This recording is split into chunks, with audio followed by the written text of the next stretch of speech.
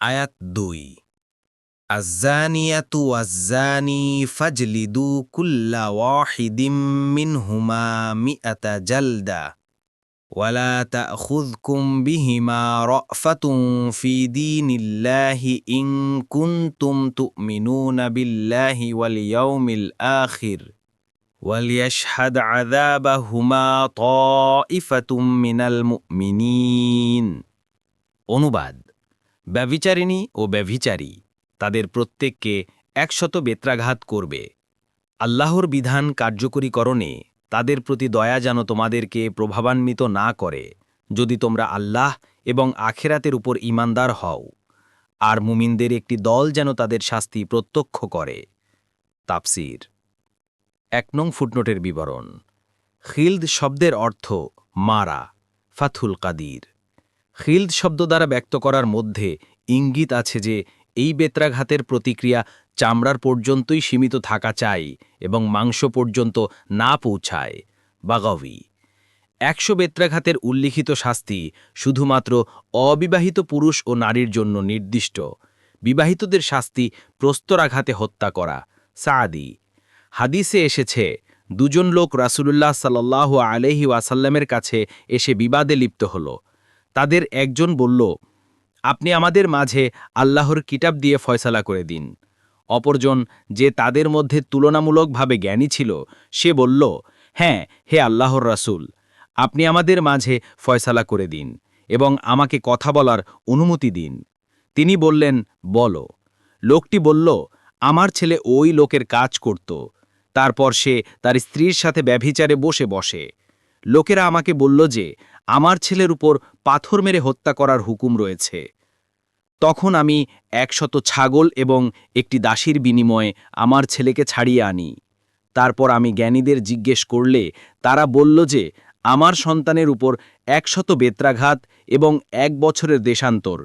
পাথর মেরে হত্যা তো তার স্ত্রীর উপরই। তখন রাসূলুল্লাহ সাল্লাল্লাহু আলাইহি ওয়াসাল্লাম বললেন, তোমার ছাগল ও দাসী তোমার কাছে ফেরত যাবে।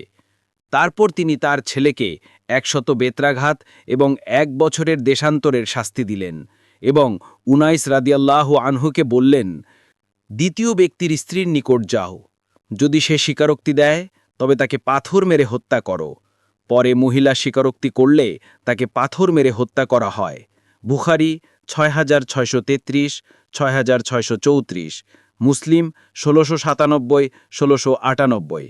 অনুরূপভাবে ওমর রাদিয়াল্লাহু আনহু রাসূলুল্লাহ সাল্লাল্লাহু আলাইহি ওয়াসাল্লামের মিম্বরে উপবিষ্ট অবস্থায় বললেন, আল্লাহ তাআলা মুহাম্মদ সাল্লাল্লাহু আলাইহি ওয়াসাল্লামকে সত্যসহ প্রেরণ করেন এবং তার প্রতি কিতাব নাজিল করেন।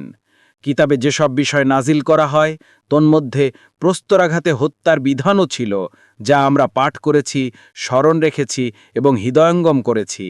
অতঃপর রাসূলুল্লাহ সাল্লাল্লাহু আলাইহি ওয়াসাল্লামও প্রস্তরাঘাতে হত্যা করেছেন এবং তারপরে আমরাও করেছি। এখন আমি আশঙ্কা করছি যে সময়ের চক্র আবর্তিত হওয়ার পর কেউ একথা বলতে শুরু না করে যে আমরা প্রস্তরাঘাতে হত্যার বিধান আল্লাহর কিতাবে পাই না। ফলে সে একটা দ্বীনি কর্তব্য পরিত্যাগ করার কারণে পথভ্রষ্ট হয়ে যাবে, যা আল্লাহ তাআলা নাজিল করেছেন। মনে রেখো, প্রস্তরাঘাতে হত্যার বিধান আল্লাহর কিতাবে সত্য এবং বিবাহিত পুরুষ ও নারীর প্রতি প্রযোজ্য যদি ব্যভিচারের সরৈসম্মত সাক্ষ্য প্রমাণ উপস্থিত হয় অথবা গর্ভ ও স্বীকারোক্তি পাওয়া যায়। বুখারী ৬৮২৯, মুসলিম ১৬৯১। ২ নং ফুটনোটের বিবরণ। ব্যভিচারের শাস্তি অত্যন্ত কঠিন বিধায় শাস্তি প্রয়োগকারীদের তরফ থেকে দয়াপরবশ হয়ে শাস্তি ছেড়ে দেওয়ার কিংবা হ্রাস করার সম্ভাবনা আছে। সাআদি। তাই সাথে সাথে আদেশ দেওয়া হয়েছে যে দ্বীনের এই গুরুত্বপূর্ণ বিধান কার্যকর করণে অপরাধীদের প্রতি দয়াপরবশ হওয়া বৈধ নয়। দেখুন ইবনু কাসির, বাগাওয়ি, তবারি। ৩ নং ফুটনোটের বিবরণ। অর্থাৎ ঘোষণা দিয়ে সাধারণ লোকের সামনে শাস্তি দিতে হবে। এর ফলে একদিকে অপরাধী অপদস্থ হবে এবং অন্যদিকে সাধারণ মানুষ শিক্ষা লাভ করবে। ফাথুল কাদির, কুরতুবী, সাআদি।